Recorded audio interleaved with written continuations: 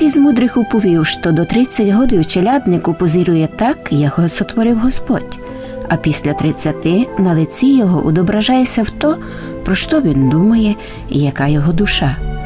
Я собі кожен раз напоминав усю приказку, коли зустрічався з Ангеліною Турак, ізвесним педагогом, красиву жінку, котра виростила добрих і ізвісних своїх діточок і дала путівку у творчий путь многим талантливим діточкам.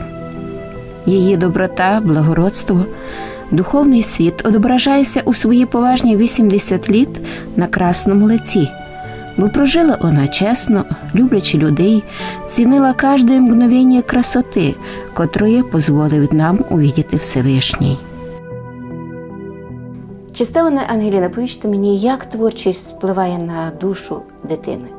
Я б повіла так, що малювати, творити щось, робити щось дітям такої інтересної, то навіть творчість, як кажуть, а то зараза. Коли це файно заразять діти тим, то тоді вони не можуть від того одійти. Діти хотіли, робили би і робили. Наприклад, маємо заняття 2 рази на тиждень, діти хотіли по 3 рази на тиждень. Коли були заняття 3 рази на тиждень, і кожен день. Вони помалювали кожен день. Вже тепер таке маємо, що і танці хочуть, і англійський хочуть, і музика є, але і малювати хочуть діти. Значить, діти все хочуть. І мені це видить, що бо і музика творчість, і ліпка, то все танці, то все творчість. Так що теперішні діти без творчості не можу уявити. Особливо, коли є якась тема, малюємо до якогось конкурсу, то там прекрасно передаються туди їх почуття. Дуже файно ся передають дітям, тому що не може то малювати, що не відчуває. Мусить відчувати те, що малює, інакше не буде.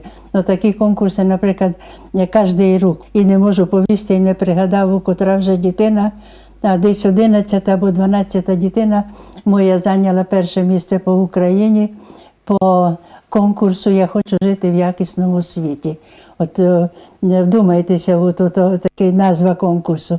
«Хочу жити в якісному світі». Ну та як тут? Без думки, без того, що не чувствує дитина, то не передасть.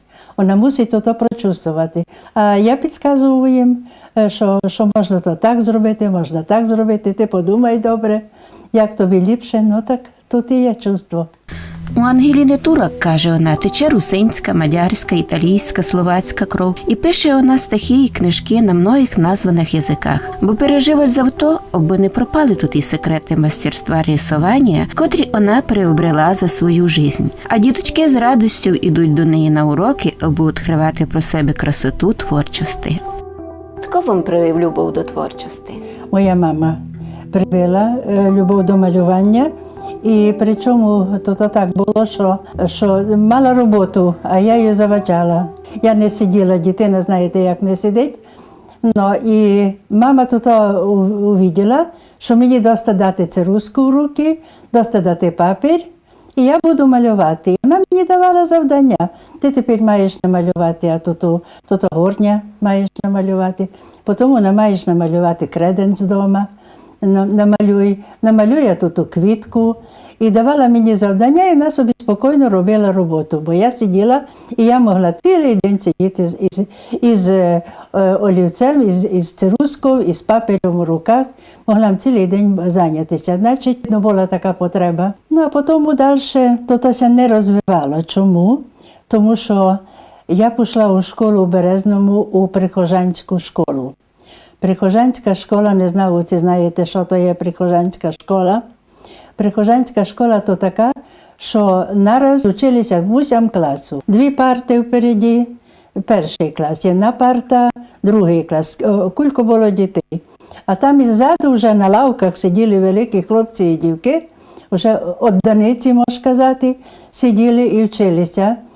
Ну так, можеш собі уявити, що тот учитель, або то та вчителька, бо спочатку вчитель був, словак, між іншим по-словацьки учив, а потім пізніше також перейшли ми на мадярську мову, то дуже інтересно було, то дуже по-бетярськи було, що діти вчилися, низькися учать по-словацьки, а завтра вже по-мадярськи.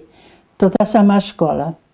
Ну і можеш собі уявити, що тот учитель не мав такої можливості, щоб займатися малюванням. Так що я сама собі бабрала, сама собі малювала, вдома малювала, мама позирала за мною, але у школі я не малювала. Ну, вернуся до тої школи. Я пішла в перший клас, був учитель словак. Школа була словацька, прихожанська при католицькому костелі. Ми поручилися пару місяців по-словацьки, і вчителя словака забрали, бо то був вже 38-й рік, вже після 38-го року, коли мадярська стала вже, ну але мені то легко було, бо в мене мама мадярка, нянько словак, мені то легко було, а другим дітям, котрі вдома не знали мадярську мову, як то їм тяжко було вчити. Я ся перестроїла дуже скоро, а їм було тяжко. Ну і таким способом 4 класи. Кончили ми мадярської школи після 45-го року. Нас všetkých дали до Горожанської школи. Горожанська школа – то вже русинська школа була. Тепер уявіть собі тих дітей, котрі ся вчили по-словацьки, потім по-мадярськи, потім нараз треба було в русинську школу перейти. Читати, писати не знаємо. Латинику пишемо, а цириліку ми не пишемо. Ну і діти єдні від других ся вчили. Я пам'ятаю, що за 3 дні мусилася навчити азбуку, ну, бо треба було в школі щось робити, та не буду сидіти як телятко, другі теж так. Ну і ми кончили, у 45-му році кончили тот 5-й клас, а тоді наша влада вирішила, що то ми не достали ніч, що то ноль, що то не школа русинська школа така не може бути. І нас перевели знову у 5-й клас, але вже в українську школу. Так що ми 2 рази ходили в 5-й клас. І вже ми ходили потім в українську школу.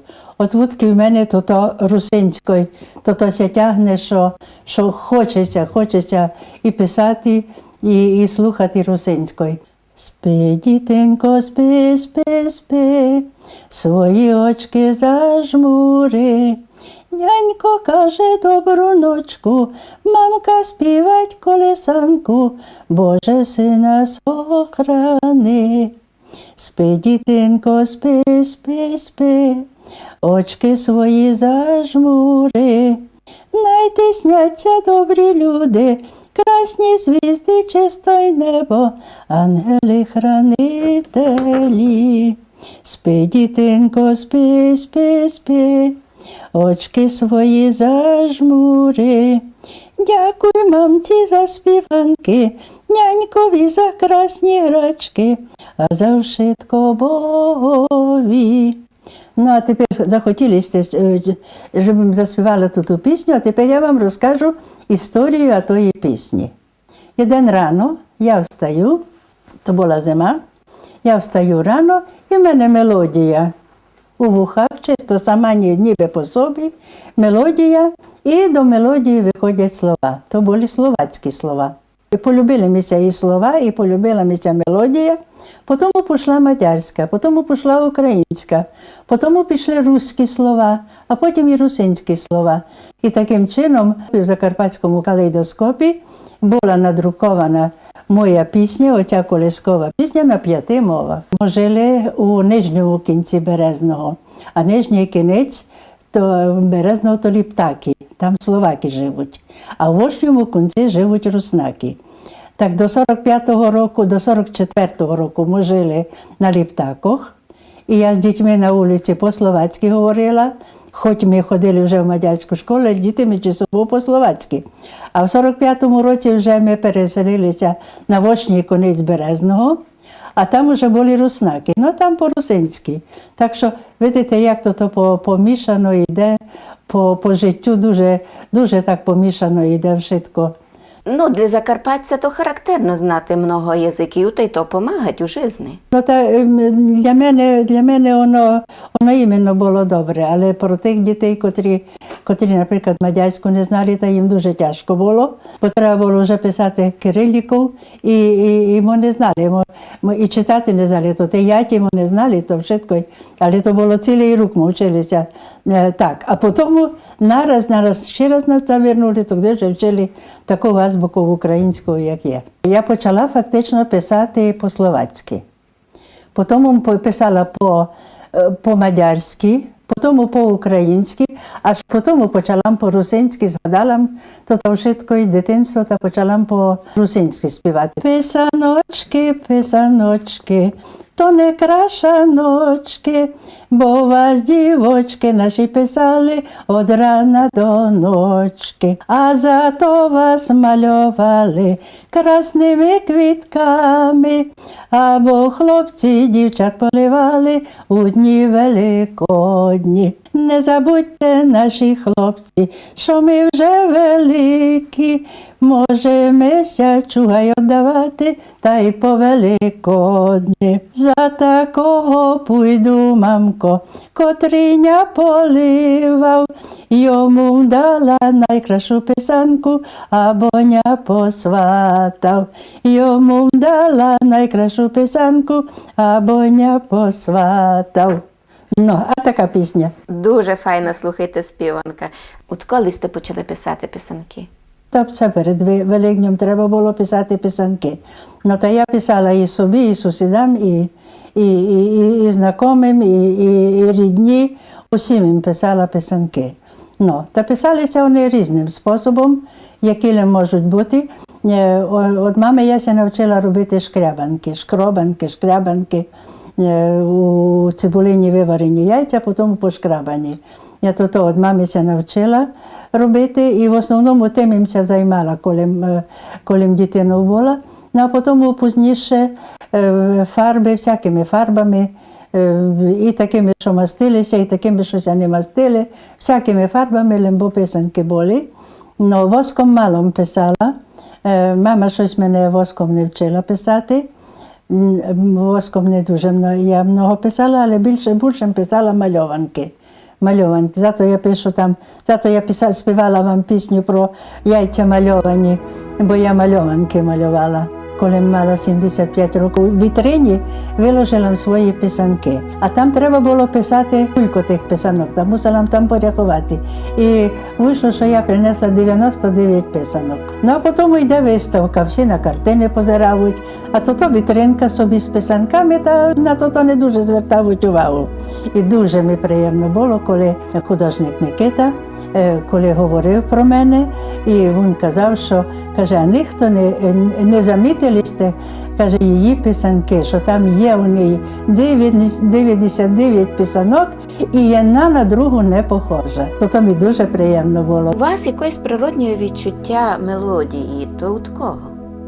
І у мене нянько дуже красні співав, у мене нянько дуже красний голос мав, нянько тенор мав такий красний мужський тенор.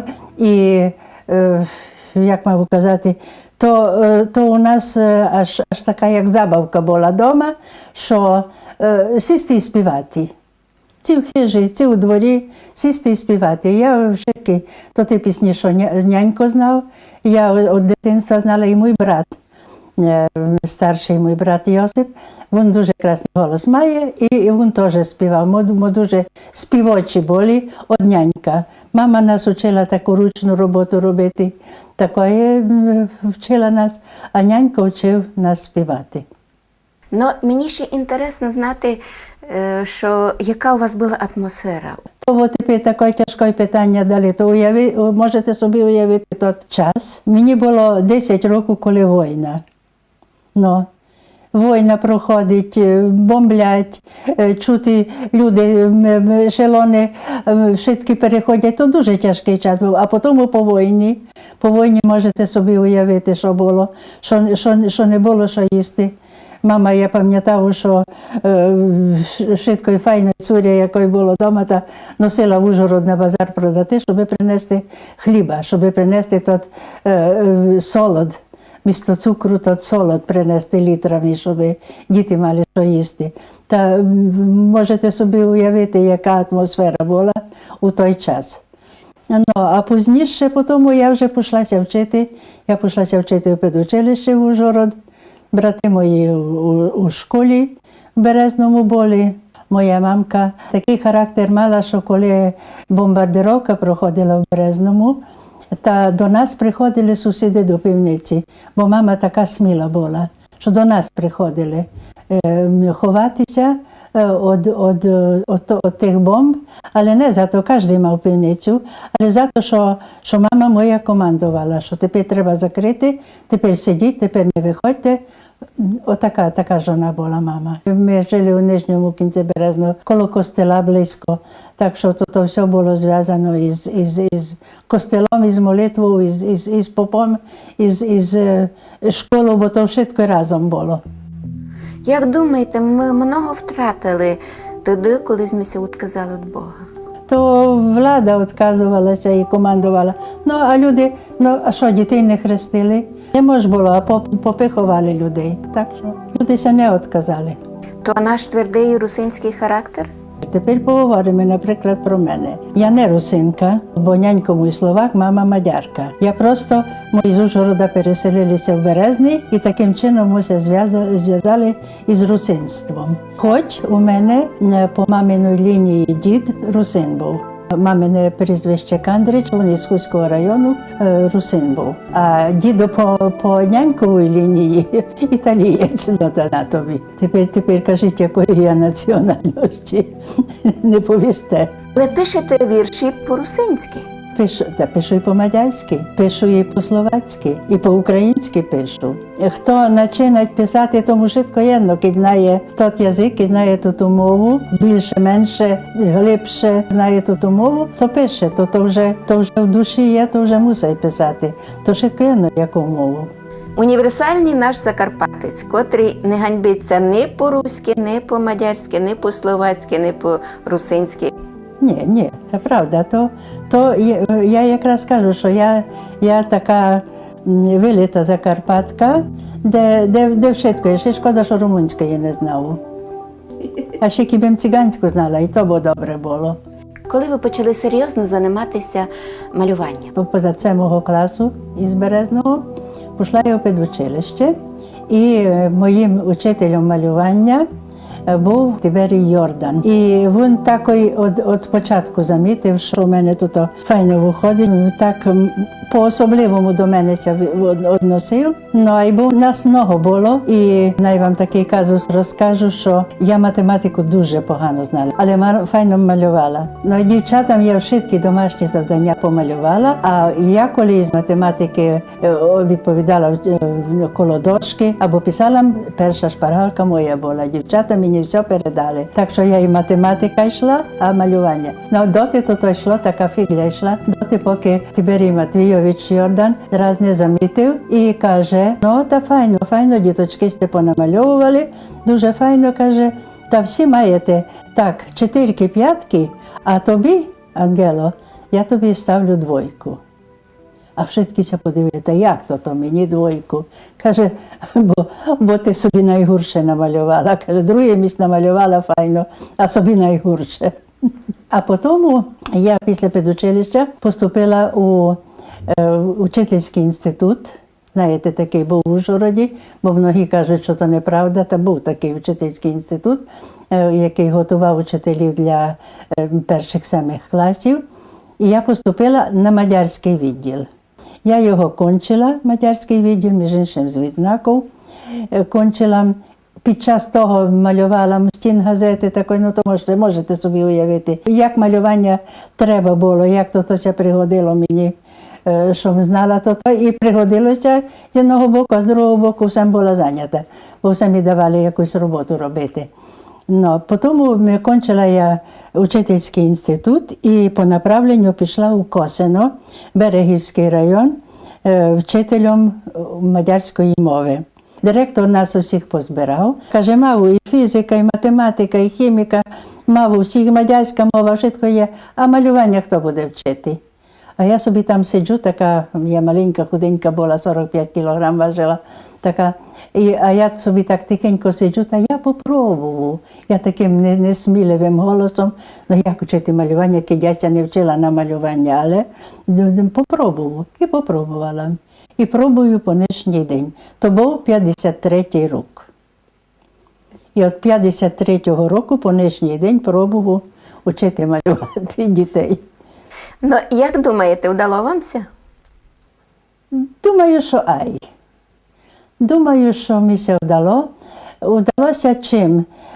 Дуже много моїх дітей пішли в художники або у такі споріднені професії. Дуже много дітей мають великі успіхи у житті, використовують те, що я їх учила, котрі навіть не пішли у художники, вони теж відчувають, люблять мистецтво.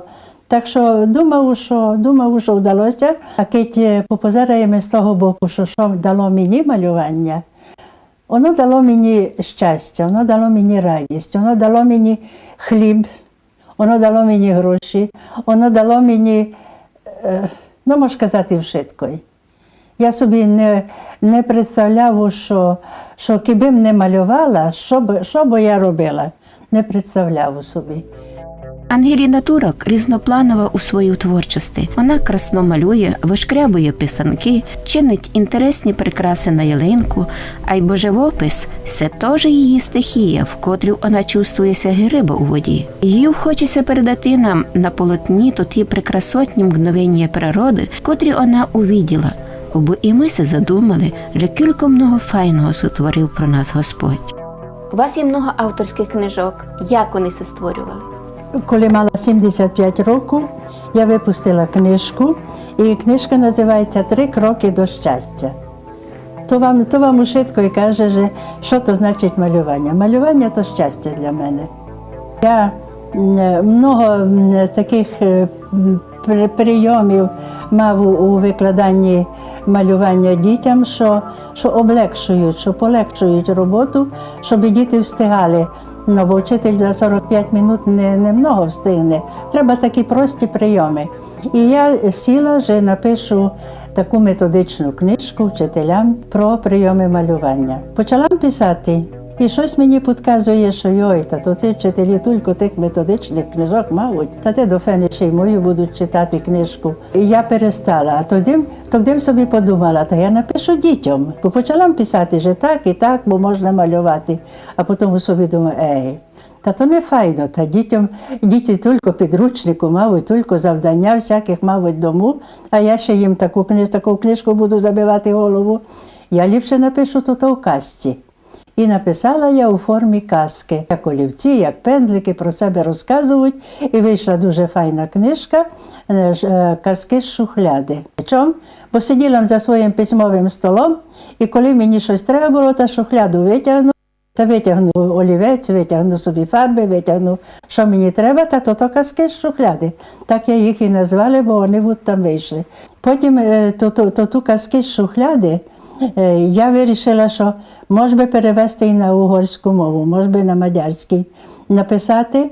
І я перевела, правда, то не зеркальний перевод, я не так, а переписала казки по-угорськи, по-мадярськи написала казки. І вони лежали в мене пару років так, у чорновиках, лежить, то написано, лежить і мертвим кладом. І раз до мене прийшли мої бувші учениці із Дебрецена, і з мамою прийшли в гості сюди до мене. Та ми прийшли попозирати ваші картини, що ви намалювали, а ну що цікаво, щось ти малювала. Та кажу, я не дуже малювала, бо я тепер писала. Щось ти писали? Та я кажу, що писала. Тим кажу, одна проблема, то надрукувати, видати, то не можеш надрукувати. Вже лежить українська написана, не видана, і я вже перевела на мадярську, теж не видана книжка. А вони кажуть мені, що дайте нам чорновик, і ми знайдемо видавника у Мадярщині. І точно, десь через тиждень дзвонять мені, що приїжджайте, є видавник, який видасть без грошей вашу книжку. І дійсно видавник знайшлася, яка зацікавилася і видала книжку без грошей. І я навіть дістала гонорар за мадярську книжку, а малюнки всі в мене були готові до української книжки. Я просто їх використала і тут, і там малюнки. І коли достала із Мадярщини гонорар за ту книжку, то тим гроші вложила в українську книжку. Так що мадяри мені заплатили українську книжку, щоб я могла видати. Ну, бо то гроші стоять. Ну, а крім того, ще й з'явилася книжка, теж без моїх грошей, то Матіця Словенська видала подкарпатські казки, розправки, і там теж пішли мої казки. То два автори, я автор і автор іще одна жінка, яка вже давно померла, але її казки у той книжці викладені. Так що почали появлятися книжки так, на угорській, на словацькій, на українській мові появилися книжки. І одна за другу. Тепер то так казки з шухляди, із мадярського гонорару я видала, я його продала, то де появилася друга книжка «Зимові сни», бо вже були гроші. Потім «Зимові сни» продала, сама носила по школам, рекомендувала, намучилася, то мої ноги мучилися з тим. Потім з'явилася книжка друга, третя і четверта. Бо це не просто книжка, яку бере дитина в руки, читає і відклала на сторону. Це книжка навчання. Яким чином? Навчає, навіть обкладинка книжки моєї, навчає дитину, як треба малювати природу, яблука, весну, як треба малювати. Обкладинку книжки відкриваємо. І дитина може навчитися, які характерні риси народного одягу. Ось, наприклад, гуцульський, словацький, український або угорський, румунський одяг. Крім того, на обкладинка книжки вчить дітей, як треба малювати фігури в русі, як треба і з яких частинок можна намалювати дуже легко рух. Тепер, коли відкриваємо книжку, то всередині ми знаходимо фігури, які можна вирізати, а потім їх одягати. Як одягати? Ось одяг намальований, награфлений одяг, який треба розмалювати. І треба одягнути на оту ляльку, але дитина не знає, я не написала тут, який це одяг. А для того, щоб дитина навчилася, вивчила, що то якого народу одяг, мусить спочатку отут пошукати. Отут написано. Між іншим, книжку використовували вчителі як і до народознавства. Але я ще хотіла, би зачитали про Марьку. Жила в селі чудернацька Маря, котра замучила свого газду Івана. Киболем газду, шитку родину, бо з кожним приказувала лему Риму. Стихами думала, стихами бесідувала, стихами лягала, стихами вставала. Та вже й на газдустві Риму вказала: «Їчте, мої білі, рябі, червоненькі, курочки мої чубасті, файненькі, телятко мої красної милой, чом такой невеселой, дораз принесу тобі пити, та й пойдемо до ліса пасти. Даролько, наша годувальницю, ти, коровко, парадна, як ружа, дай молока напоїти мужа». На Марю фамілія гнівалася, а сусідове з неї сміялися. Але раз телевізійний репортер глядав у селі необичайних людей. Хтось му повів про чудернацьку Іванову жону Тарайку Марьку. Найшов її наш репортер, послухав і на передачу до Вароша покликав. Спершу, правда, і йому було смішно, коли так говорила римовано: «Пане поважний, вітайте у нас, хоч ми не багаті, погостимо вас. Добрим людям у нас щось знайдеться, але що вас привело, про що йдеться?» Журналіст не таїв, не викручувався, що чудернація жони привела, признався, а Марія наша не гнівалася. Коли в один красний вечір селяни у телевізорі увиділи Марю, зачали жону чистувати, пересталися з неї сміяти. Кожного Бог чимось надарував. Один красно співає, другий майструє, третій танцює, четвертий мурує. Лем припозираймося і увидимо, але єдно добре запам'ятаймо. Кидь не розуміємо і самі не можемо, других не висміюємо, не судімо. Ангеліна Турак є прикладом про нас, русинів, бо не ганьбиться писати стихи і говорити по-русинськи, хоч вона не є чисту русинку, а й бо каже, що не сміє пропасти то та велика і інтересна русинська культура, котра много століть творилася нашими предками на подкарпатській землі.